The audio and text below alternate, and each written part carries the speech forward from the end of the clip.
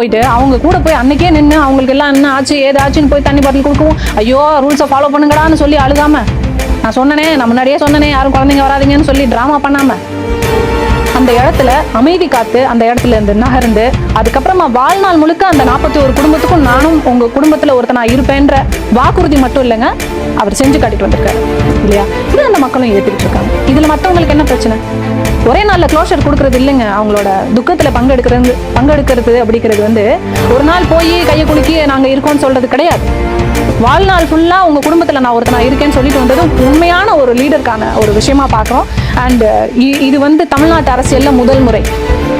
இது வந்து ட்ரெண்ட் செட்டிங்கா இருக்கும். அடுத்தடுத்து இளைஞர்கள் வந்து அரசியல் படுத்தப்படுறாங்க.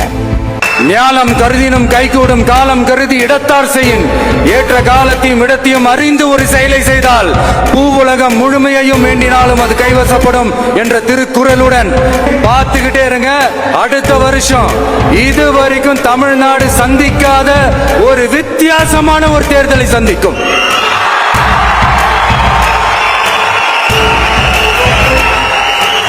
ரெண்டு பேருக்கு நடுவுல தான் போட்டியே. ஒன்னு டிவிகே, இன்னொன்னு டிஎம்கே.